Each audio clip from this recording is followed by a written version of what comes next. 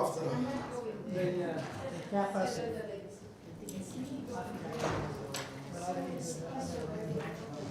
Well,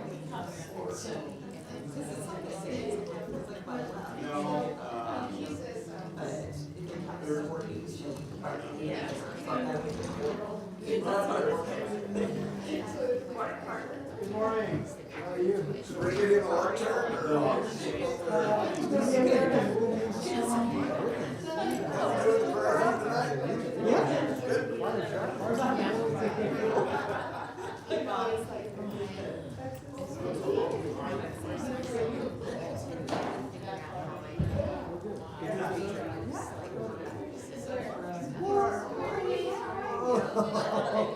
camping.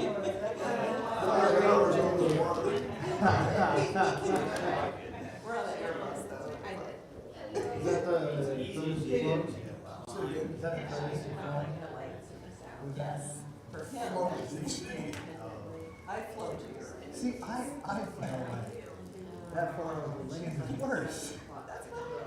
Wouldn't it get harder to hit the ground? Hey, I've been asking people how long it float was. They have rafts, right? When I went to visit Brazil, flew to London. I think that was 9 or 10 hours. That was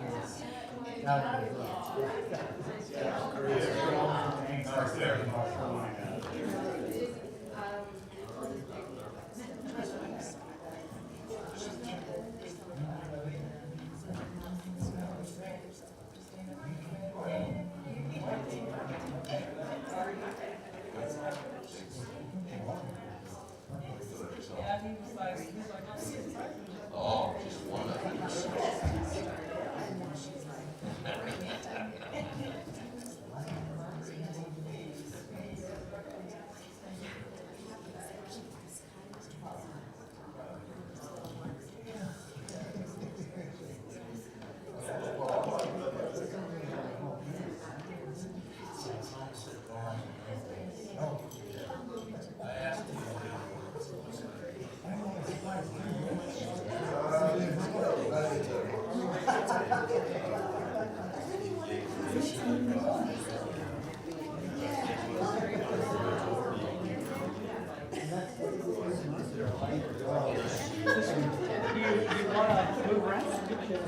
I probably will.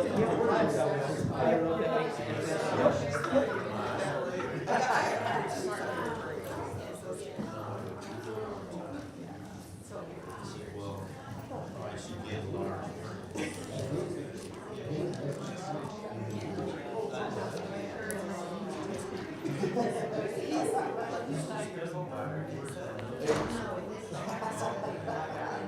I'm 70, she's 60.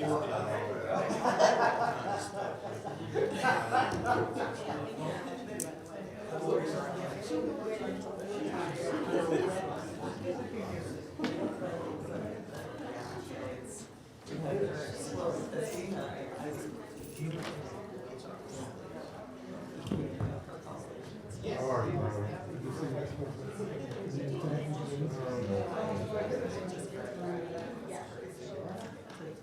Got the silence there. That's what they're playing.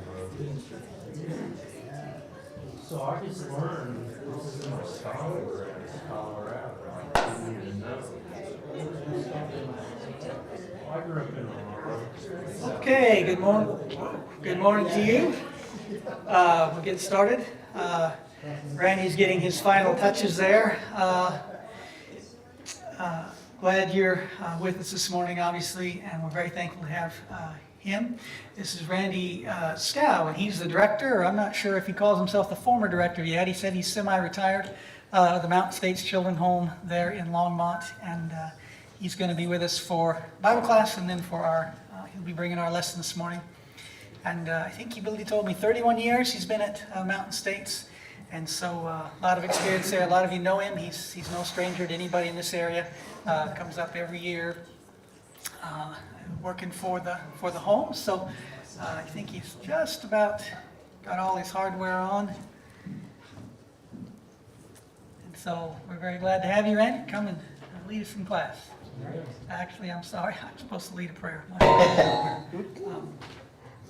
Father, we are thankful to be together. We're thankful for Randy and his wife, and efforts they've made there and all across this part of the country to serve children, to teach them good things, to pull them out of dark situations, to help them have the light of Christ in their life, to help them find a road that you would have them on, one that leads to life instead of the one that they have found on their own. We're just thankful for them. And all these years, Father, they've been serving you by serving these children. We just pray you bless them, bless our time together. Give all of us, Father, the kind of hearts that they have, that we would see not burdens, not trouble, but children of yours that are in need of our help. It's in your Son's name we pray. Amen. Amen. Thanks, John. Appreciate it. Well, good morning, everyone. It's good to be here, and it's been a while since I've been here, so I just appreciate so much the congregation, your support over the years, and your involvement and engagement with what we do. And there's a big need in regards to children's homes and helping children, I guess, in regards to, I was telling John earlier, I says in 2019 we had 1,000 people call in wanting or seeking placement for children. So there's no shortage of need in regards to facilities to be able to help children. Of course, a lot of the children that are people that have called in, they're beyond the scope of what we can do, and so we kind of have to sort through in regards to finding, working with the children that we know that we can work with. But it is good to be here, very much so. This is a picture of the children's home. You can, the children's home is, I was trying to find a pointer. Oh, there it is, I bet. There we go. There's the children's home. That's our gym and school, and there's our administration building and kind of a warehouse. All the cottages are on the other side, and you'll see some more pictures of it. During class, what I'm going to do is just kind of give you the details about the children's home, what we do, how we help children, and some of you probably remember from the times I've spoke before, but we're located in Longmont, Colorado. We're north of Denver, about 45 minutes from being downtown Denver.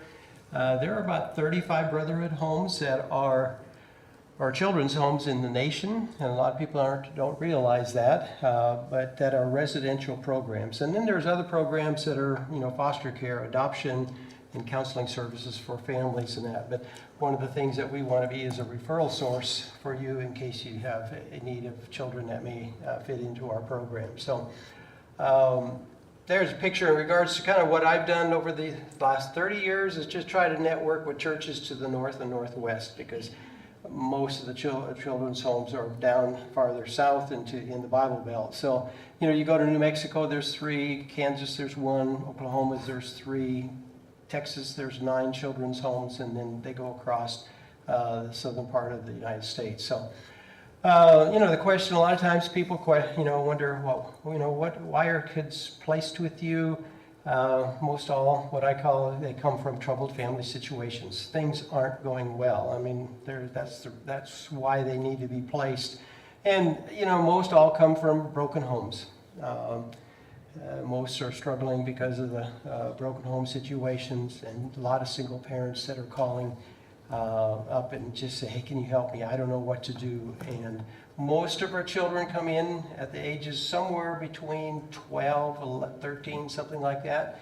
We're licensed down to age 3, but we don't get very many referrals that young. So we've kind of geared a program. Here's the biggest need right now is when kids hit puberty. Things start going crazy, and a lot of times it's a single mom, and she's maybe lost her husband, and she doesn't have financial support, emotional support, struggling, lacking parenting skills. So they're crying out, for help. So, and some come from abandonment, neglect, a lot of neglect. Parents are probably so overwhelmed with maybe what's going on in their life, or maybe they're just too busy to want to take care of their kids. So And we do run across abuse. There's probably, there's nothing that surprises us in regards to, sometimes in an interview in regards to what type of abuse that some of the children have dealt with. I mentioned on there, it says all of our children are privately placed. We don't take any state-placed kids because there are certain requirements that come along with taking state-placed kids, state dollars, so this allows us to continue to definitely be a Christian agency, and God is first in what we do. So our kids come from our neighborhoods, from our schools. A lot of people question, think, well, where do your kids come from? Well, the reality of it is that we're all around a lot of kids that are struggling, and we have that access to that knowledge, and that's where most of our kids come from. The internet has definitely been a big source for referrals. We get kids really from all over the United States. We prefer right along the Colorado area to where we can work with the families, but if we can help kids that are even in other states, we do that too. So all of them are wounded. You take a look at it when you go through some of those situations I mentioned where there's trouble. They're all wounded. They're all angry. And one of the things I want to say is when a child is, how many of us make good decisions when we're angry? We typically don't make the best decisions, and when we're wounded, we don't, there's a lot of times the lashing out or comes out in different ways. And that's where I see a lot of our kids they're angry. They're angry because they want a stable home environment. They want a mom and dad. Just similar to what we want as adults. We like some stability, wake up and know what we can count on. And a lot of times they feel cheated because they don't have that family situation. Trauma is a huge issue right now. Trauma-informed care. You've probably heard of that term in helping families right now, but trauma is a big deal, and all of our kids are traumatized, and just a matter of being placed is traumatic. And helping them to work through that. Trust issues, a lot of trust issues. They have their walls up, and they're protecting themselves. They're not going to want to connect. So it takes a while for them to get connected to us when they first come in. And I may have shared this before, but I had a boy I worked with, and it just kind of paints a picture of what we do. A boy that came in, father was physically abusive, and the boy was just angry as ever. At this time, we did take some state-placed kids. It's been years ago, but he was just angry. And there's a guy that took him off campus and did things with him, kind of like a big brother, on weekends, and spent time with him. And one time in counseling, he came to me and he says, Randy, this guy does these nice things for me all the time. And I would, I enjoy that and everything. He says, can you teach me how to love? And I struggle. It's kind of like, well, you take out his trash, you wash his car, you do nice things, it caught me off guard because I grew up in a family where, I knew I was loved. That was easy. And he, we tried to process through that, but 3 times he asked me, he says, Randy, can you teach me how to love? And I just knew I was not getting it. And then he said, Randy, I know how to hate, but I don't know how to love. And it just really, it's kind of slapped me in the face. It's kind of like, wow, I know how to love, but for me to go hate somebody, I had a hard time doing that. I may have been upset with somebody or angry with somebody, but to really say that I hate somebody, and that opened up my eyes in regards to really what we were doing in regards to helping children, to teaching them Christ's love, because they have not experienced it, but they know how to hate. And, I just take a look at regards to whether it's a children's home or whether it's people walking into the church building, we have opportunity to teach, Christ's love. So, pretty important thought in regards to our approach in life. But God wants us to teach love and model His love, and I think that's pretty clear in Scriptures. One of the things that we did here a few years ago that we kind of spent some time in regards to, what do we do? What makes us different? And as we spent a lot of time processing and discussing whatever, and it just the words come up, the deeper level of care, deeper level of care. And, so we started looking at that, and then we looked at Luke 2:52, where it says, Jesus grew in wisdom, stature, and in favor with God and man. We said, that's what we do. It's secular agencies, they leave the God out, I mean, we provide a deeper level of care because for the healing, and it's bringing Christ into what we do and helping them to have hope and to work through some of the issues. So, the things we look at, we address the educational, the physical, the spiritual, and the social. And, Luke 2:52 has become our verse that we like to refer back to in what we do. This is our campus. It's kind of hard to see this out on my display out there. You can probably look at the campus a little bit better in regards to, we have 155 acres, and we do a lot of contracting out in regards to our hay, which then brings income back into doing what we're doing. And the kids are involved in somewhat with the cattle. We have cattle, we raise our own beef. At times we've raised our own pork. We have a new guy that is starting to learn how, he's a maintenance person, but he's learning how to be a farmer. Before we had a farmer, but he was not a maintenance person, but we needed a maintenance person. So he's coming along with that. So wisdom, helping kids to grow in wisdom, and that's the educational part. We have an on-ground school that we started in '98, and the front half of this building here is the school, and I think I probably have, there they are there, some of the kids, all of the kids come into the on-ground school. We saw that was so important when we started it in '98. We'd send them to the public school, and within, we'd ask them how they're doing. Oh, they're doing fine, they're doing, we're doing fine, whatever. Well, the grades would come back, and they were all D's and F's, and it's kind of like, wait a minute, you said you're doing fine. No, well, I just didn't do my homework, and that was their excuse. So we started the on-ground school so we could hold them accountable, but also cut out all of the negative peer group that, going to public school, and I'm not knocking public schools, but there's just a lot of negative influence that just sucked our kids into that. And it was hard that we needed to break that and teach them there's a different way of life.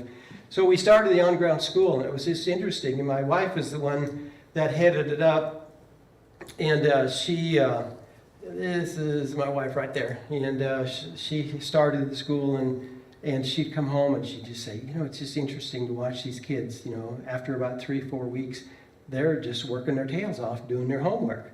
It's interesting. They're not, affected by all the other things that draw them away. So it's been really fun to watch them, to grow, and they become kids. I mean, they don't have to match up to this macho image that you have to be. I'm skipping school, or I'm doing this, or rebelling against authority. They come in, and it's a safe place, and then you can actually start seeing them grow and learn academically. The average improvement we have seen is we did a 12-year study, 3.7 grade levels in academic achievement in 1 year, which is tremendous. From, they come in feeling like they're stupid and dumb and they can't do it, and so therefore they just hang out more to the negative peer group in the public school.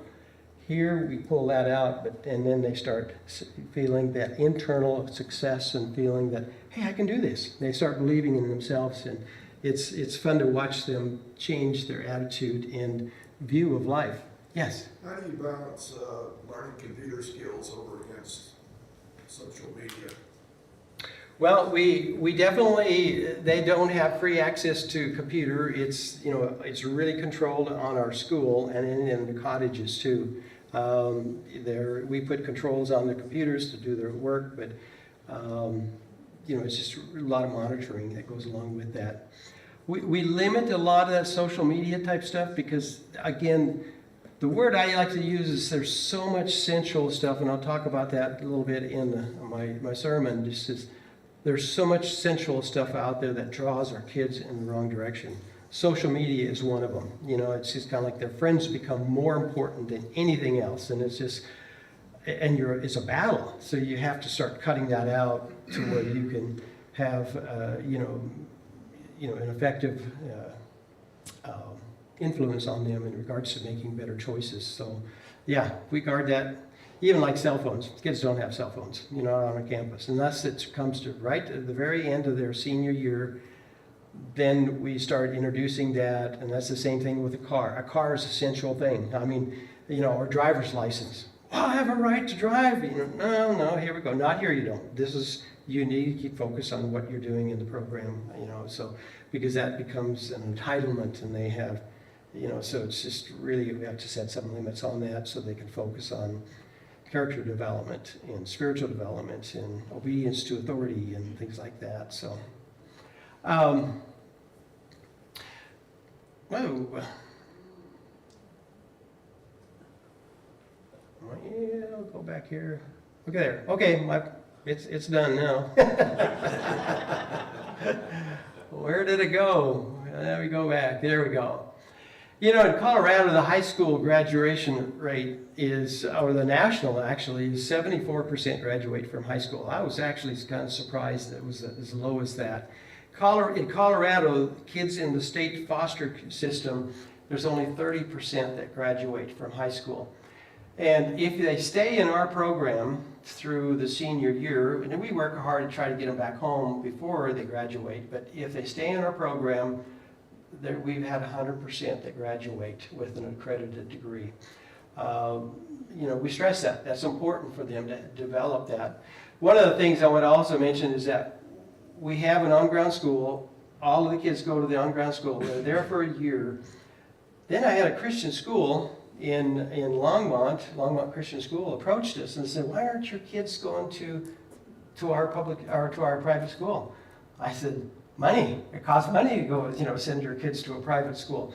And before we would have them in our school for a year, and then we'd send them to the public schools, and they did well. I mean, but you know, again, there's a lot of things that they have to counteract. And so when the Christian school approached us, I told them, I said, "Well, we just don't have the funding, you know, to pay $7,000 or whatever it was in regards to going to the public school or to a private school." They said, "Well, what happens if we find scholarships for your kids and they could come to our school?" I said, "Thank you, Lord." I thought, what a blessing that is, because so they're in our school for a year, and then they go on into a Christian school in town, and they're just surviving and doing very well. In stature, helping them to grow in stature. So we provide a home environment. These are some pictures of our cottages. And we have some new cottages. Let me see, here we go. We have 6 placed kids to a home. We have hire, you know, members of the church, house parents, so they have a Christian atmosphere. There we go. Keep going here. There we go. You know, a few years ago, and I was trying to think of back when I spoke here, but we built a house that was kind of like a habitat house.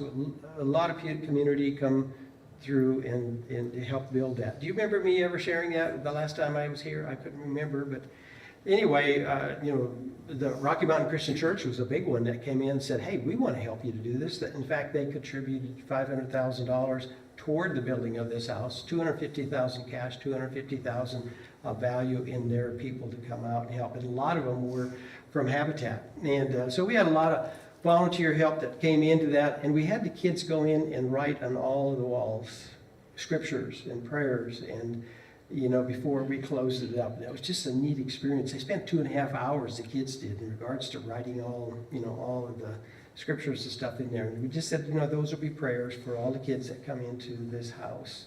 One of the girls wrote, you know, when you walk in the first door, she wrote on there, "The first step is the hardest." I just thought, man, how true that is. You think of how many children, you know, it would be hard to come to a children's home and make that first step, you know. But, you know, she went on and she was baptized and, you know, became a Christian in that. But it was just that first step. And, you know, and it applies to all of us, you know, so many things in regards to, you know, we're scared, we're afraid, you know, but you make that first step and going in the right direction, and then it gets easier from there. So that was the house that was built probably about 4 or 5 years ago. I have some pictures. We have another house being built. I'll get into that one.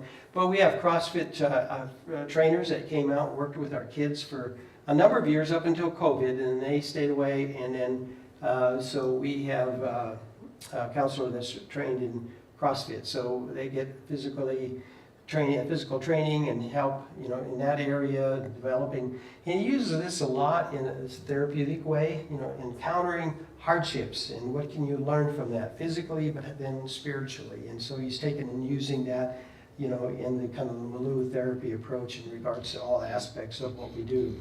This is inside the gym. You've been there. You recognize this place, you know, in regards to when we have youth groups come, you know, there's a kind of a stage area there. The guys stay up on there. We put office dividers there and the girls will stay in the school. And so that has continued on. COVID kind of stopped that for 2 years, so we're getting back into having groups come out and help out. All right, there we go. In favor with God. You know, the thing that I see that is the backbone of our program. Is this too slow? There we go. They all attend to the Longmont Church of Christ. We're under the eldership of the Longmont Church of Christ. And again, that's the backbone of our program. You know, I mean, that's what distinguishes us from secular programs, is that we are able to introduce Christ into their lives and having hope that way versus secular homes. I mean, they can deal with some of the issues and whatever, but it's just, you need to go the next step, you know? God has to be involved in that. So, start going on here. There we go. Is there a better way to point this someplace? Point over there. Okay, there we go. Okay. And when youth groups come out, we love to have the youth groups come out and, you know, be involved in our kids and youth devotionals and working with them. And our kids can warm up to that. It's just really important. Two of you, who else has been at the children's home? I know you have, and you have. Anybody else? Okay, on different mission trips. So it's been, it's great to have you there. So, okay, there we go. We want kids to be involved in the Word. COVID has been hard on us because we even lost some house parents, 4 sets of house parents in 1 year. I've been in child care for 41 years. I've never had that, never seen that. It just pushed house parents over the edge because they weren't going to church. There was church online. And our kids would take a look at, is this church? You know, some of them have not been churched, and it's just kind of like, is this what church is all about? Is just watching it on TV? You know, I mean, and we weren't as effective spiritually or socially with the kids because of COVID. And they weren't able to go to youth activities, you know, because of COVID. So it had a big impact upon what we're doing. A lot of our house parents some of them were at retirement age, they could retire, and it was just, they had death in the family or, you know, whatever. It just kind of pushed them over the edge. They said, you know what, we just need to have more freedom to go on. So that's been hard on us, you know, the reality of it is, and we're still looking for a set of house parents, but that's just the reality of what has happened over the, you know, it's affected all of our congregations, I think, in different ways. You know, our goal is to bring them to Christ. I mean, that's the main reason why what we do. We help them by helping them through some tough times, but ultimately we want them to know Christ. In favor with man, you know, one of the things that we have 2 licensed therapists that work with the kids. They work with the kids and the families. We feel it's very important to pull the families involved in counseling and helping them to work through the wounds and the issues that they're struggling with, because when you're wounded, you don't make the best choices. You know, that's a lot of times what we have to do is help them to work through that and teach them there's different ways to deal with the anger, the issues that they have. So this is Dustin. He's been with us for 17 years. And he's running a group. So all the kids go through individual counseling on a weekly basis. We do group counseling pretty much on a weekly basis. And then we do family counseling, trying to, you know, rectify the issues to get back home. One of the things that we've done how do we measure what we do? You know, how successful are we? And you take a look at what we started. There's an assessment tool that we use, and this assessment is the child fills it out. But when they fill it out, there's 16 areas of therapeutic concern that it brings to our attention if there's a need there. So school problems, family problems, depression, self-esteem, personal stress, confused thinking, guilt, father problems, aggression, disturbed thinking, mother problems, friend problems, memory loss, drug use, alcohol use, suicide. It measures all of these different areas in regards to, are these a therapeutic concern for a new child coming into our program? All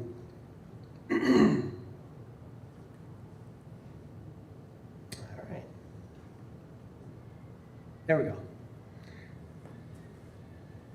What I want to point out here in regards to, at the time of placement, you know, and then upon of discharge, really that should be just at the time of, you know, after a year we do this assessment again. But at the time of placement, you take a look at 48% have 10 to 16 areas of therapeutic concern. Of these 16 areas, there's 10 to 16 of those areas that are therapeutic concern. 48%, about half of our kids have, you know, that many areas of therapeutic concern. And if you go after a year, you take a look at this green, there's no green. We have addressed those therapeutic issues, you know, to where they're no longer issues. At the time of placement, you take a look at, there's 47% that have 5 to 9 areas of therapeutic concern. That's the red. That has been reduced down to 17%, you know, have 5 to 9 areas of therapeutic concern. And then at the time of placement, there are 5% that have 0 to 4 areas of therapeutic concern at the time they come into placement. But after a year, take a look at how huge that is. There's 83% have 0 to 4 areas of therapeutic concern. So we can tell that we have reduced a lot of these areas of therapeutic concern. I'd venture to say that probably all of us have 0 to 4 areas of therapeutic concern anytime in our life. You know, there's something that's going on that's traumatic. And but this is something we wanted to measure in regards to what are we doing in regards to the children who come into our care. On campus, just some things going on here. This is our administration building for you guys that have not been on campus. Pratt Management Company built that for us in '02. We moved into that. Well, there we go. Community involvement. One of the things that when I came to the children's home in '92, people would say, well, we know you're out there, but we don't know anything about you. And we knew that we needed to do something there to get into the community. So we've done a lot of things to do that. One of them here more recently, in the last probably about 9 years, we started a thrift store. And we started out with a store about 4,000 square feet. We soon realized that that was way too small. But we didn't want to venture out too much more because you sign a lease for 4 years and the rent, and it's kind of like, we don't want to jump off the edge. But we soon saw after a year, it's kind of like, whoa, this is way too small. So we moved to a store of 12,000 square feet. So it's been just a real blessing. The community has gotten to really know us and involved with us. We have people bring up stuff and they said, here, take whatever you want, or whatever you don't want, we'll take it over to Goodwill or wherever else, but you take the good stuff. I mean, they love what we do because we're a local ministry, a local nonprofit, and then they ask lots of questions in regards to who we are, what we do. You can look at the store, it's very neat. I've had people come in and say, yeah, I took my wife in there and I noticed she was walking around and she was going, and he said, what are you doing?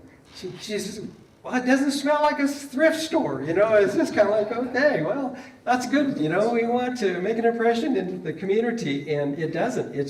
That's what we continually get people coming in saying, your store is so clean, and you know, it's a reflection of Christ. You know, I think that's in what we do and how we help kids, and people have been just really gracious in helping us. We get more stuff donated than what we can. You know, more comes in the back door than it goes out the front door. We just can't process it. I mean, I think we could probably have a 20,000 square foot thrift store, you know. And we're looking around to maybe start another thrift store. in another, maybe at Fort Collins or Loveland, but we'll see where we go with that one in regards. But it's producing income for what we do, and the community is helping us do that.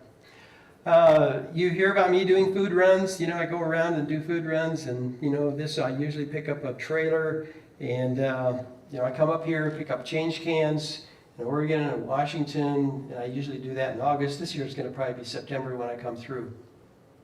But I pick up change cans. I stay with Daryl Davis, and I collect the cans, and we have several nights of just dumping change cans and counting change cans. I deposit it in U.S. Bank, so I don't have to haul that back, because I've done that before, and my Suburban was just clunk, clunk, clunk. It was just, with the trailer, it was just too heavy. So, but this is just a safer way. We get it deposited, put it in the bank, and I don't have to haul it back. But I pick up a trailer going across Idaho, and I pick up food, and the whole run turns into probably about a $35,000 run. It's a 2-week trip for me to do that, but with all the congregations helping out and you guys helping out, it turns into a great event for us and helping us. So another thing, Coloradans, it is a car club, and they have been supporting us. When I came in '92 and I found out that they would have a car show and they would present money to us. And after a period of time, the city started putting so many requirements on them in regards to permits, and then they had to hire extra police, and then they had to hire trash people to be out there, and it got to be such an ordeal to try to have the car show in one of the city parks. And they finally just said, you know what, this is just too much. So they came to me and they approached me and they said, Can we have the car show out of the children's home? I said, yeah. So here you can see our main street is just lined with probably about 200 plus cars, and they charge $30, and it's all the net profit comes to the children's home. They provide 2 barbecue dinners and for $30. You can show whatever car you want, and people are loving it. They said, we feel so good to come out here because we see what our money is going to, and one of the things they said, we feel safe because nobody's going to come up and key our cars. I mean, it was just in the park, they were just afraid, somebody come along and just key their cars, and and our kids just love it. The cottages go around there and greet all the people, and they're shaking their hands, and they get to meet the kids, and it's just been a really neat experience. This is when the awards, it's in our gym, it's packed. There's probably about 450 people from the community that come out, and they get to learn what we do and who we are. And it's neat to see all of that. Benefit auction. We have a benefit auction. We couldn't do that for the last 2 years, but this year we're going to do that. We got up to 528 people came to our auction event. When we first started, it was 75% were members of the Church of Christ. About 25% were from community. Right before COVID, it was probably 75% community and 25% were members of the church. Just the community loved it. People come up and say, we love it, the fact that you guys don't serve alcohol. We go to other events like this, but this is a very unique event. And, so again, it's a reflection in regards to who we are, and what we stand for. So I've been real blessed that way. Business before hours, being involved with the chamber. I'm involved with the chamber. We started doing some business before hours. There's business after hours, business before hours. About 100 chamber members come out, and we provide a breakfast, and we had a caterer said, I love what you do, I'm going to provide breakfast for everybody. So she would always provide breakfast free of charge to everybody. But it was just neat to come up. And this one here, we had Will, was one of the boys.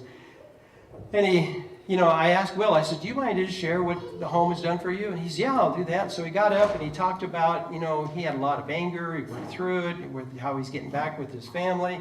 And then he started talking about becoming a Christian and how he was baptized, and how I just said, hey, go for it, in regards to letting the community know who we are and what we stand for. And the community has just been so good to us in so many ways. We're in the middle of a capital campaign. The independent living program, I'll talk about that in a minute. Additional office, we need to add on to the office, tear down a cottage, and rebuild one. It's got $400,000 of foundation problems, and it's just not worth fixing, and asbestos issues and stuff like that. Replace vehicles, we got that done. Endowment. We have about $600,000 left on that capital campaign. $300,000 is more intentional gift. If somebody would let us know in regards to if the home is in their will, then we can count that, because that's something that's intentional on down the line, and we have about $300,000 left of cash that we're trying to raise on that. So, one other thing, two things I got. Is it 9:15 I need to quit? Is that what it is? 9:45? 9:45, yeah, not 9:15, I passed 9:15. Man, I'm way past, right? Oh, okay, here, we started an independent living program for kids that stay in our program for a period of time. They stay through their high school and they graduate from high school, helping them to go on to get a college degree. So we developed a program, either get a job, go to vocational school, or go to college. And we were looking at a house that was just south of the children's home, and we tried to make that work, but there were just so many issues.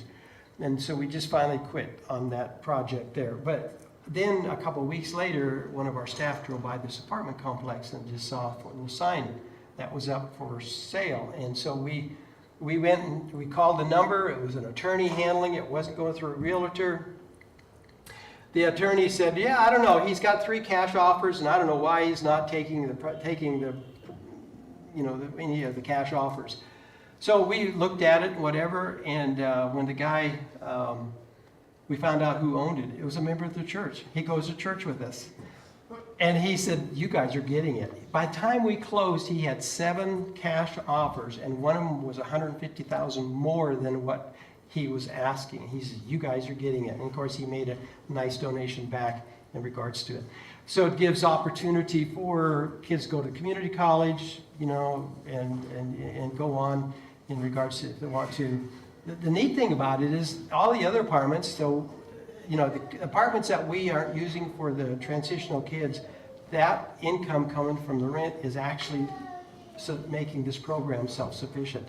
It comes back in to where we don't have to raise that money. So the rent is actually paying for their colleges and whatever their need there is. So a lot of neat things going on here. Let me see, I got one more. There's some more pictures of the apartment. Oh, Homemade. This is the last one here. Homemade is a nonprofit put together by the Home Builders Association. And when they saw we were building that other house 5 years ago, they said, we want to build you a house. So this is where it is at this time, the stage of it. But they're building it at 40 to 60% of the cost, and because they want to help homeless children, and God has just opened up that door. So just a lot of blessings that are going on. So, any questions? On past time, but we did start late, right? That's right. All right. Thank you. Appreciate it very much. Thanks, Randy. Yeah, thanks. A lot of good things.